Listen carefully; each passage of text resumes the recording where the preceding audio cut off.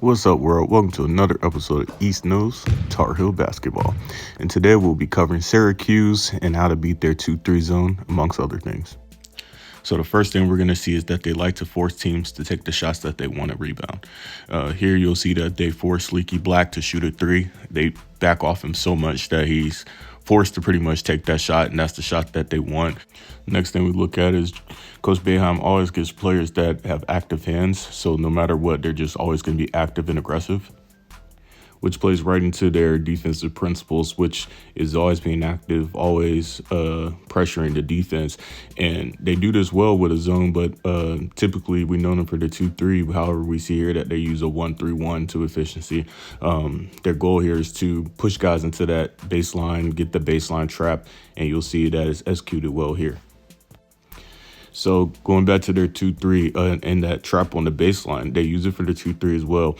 And here you'll see that first they want to force it here. They'll fake like they want to double team at the top, but they really want to force and double team on that baseline and make a really difficult pass. That pass is a hard angle. You'll see in both of these clips that someone is open on that weak side to be able to get that pass and make a good basket if they get open. However, the pass is just so difficult that it's not available. One reason they're so good at this is because they're very good at stopping the pass from the free throw line. Here you see that they want to stop Manny from catching it. That way he doesn't have options to pass out, and they force, they just be able to force their pressure here, and the ball keeps swinging around. If they can get it to that free throw line, they will be able to stop.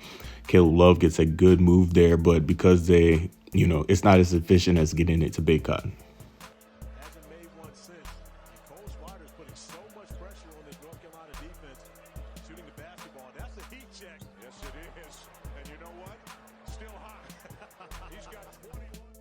So after watching last year's game where Swider was lighting us up, Boeheim, he likes to just force feed his best player, his guard, and let him shoot as much as he wants. As you can see here, this Joseph Girard, who we will have to match up with this year, got the rebound, got the ball back, looked to score. So we just need to stop that. And overall, we'll need to look at for their shooters in general. Girard is the best player, best returner, highest scorer, so he'll be the main matchup. I'm interested to see if it'll be Love, Davis, or Black that'll guard him. But overall, we just really need to stop their shooters in general, and if we can do that, we'll run the table on them. So that matchup, in general, the matchup will be important, but we need to stop all of their shooters. They run a lot of guys off screens, and so we'll look here and get into their offense here in a bit. In this clip, we're going to see them run their shooter off of two screens. They don't get it to him. We play pretty strong defense, so they get it to another guy, and then they're in a one-on-one situation. So they look to do a lot of pick and rolls, but they also like flare screens as well. And that's going to get us into discipline on defense. We just really have to have discipline to match with all these screens. They do like to play fast, so they'll get out in transition, but they're looking to shoot a lot.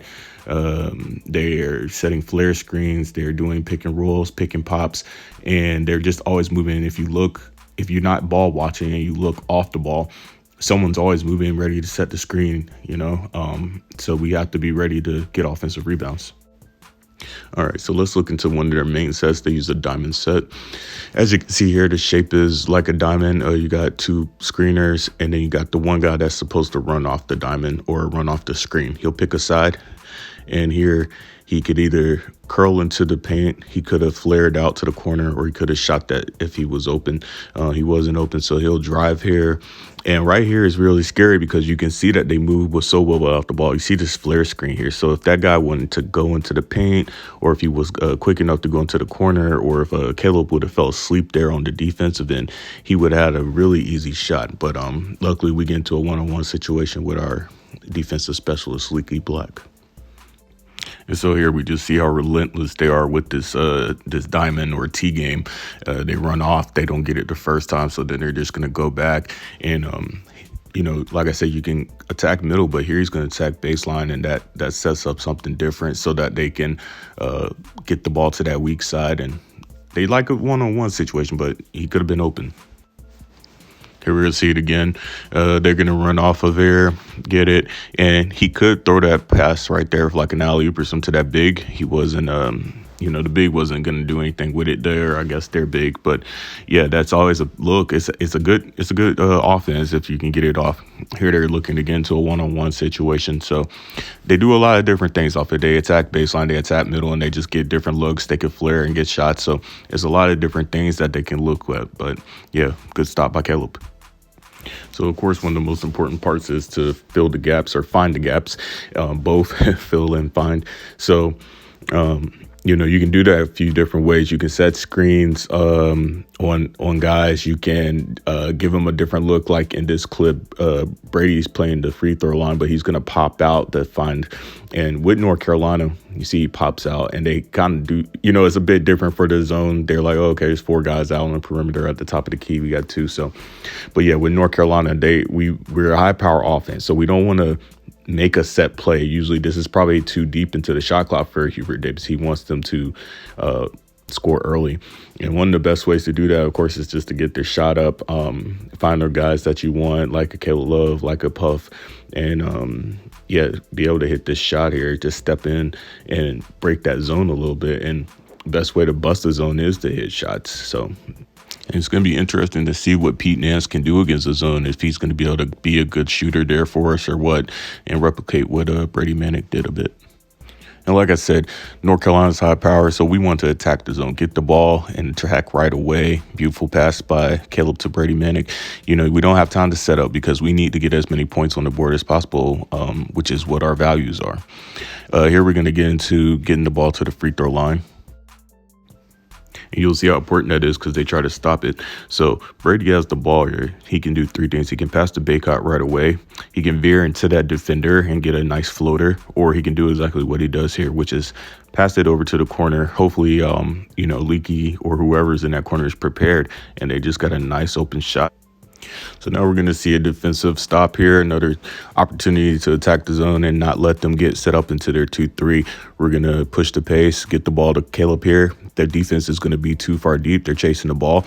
And here Caleb has the option to score, drop down to Baycott, or as he does, give it to Leaky Black for another score on the corner. So, yeah, it's perfect offense, just breaking it up.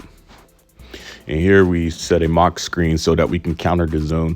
And it's perfect to get to let Leaky seal that defender and get that entry pass that right in that hot spot, right in that sweet spot, close to the middle in the foul line.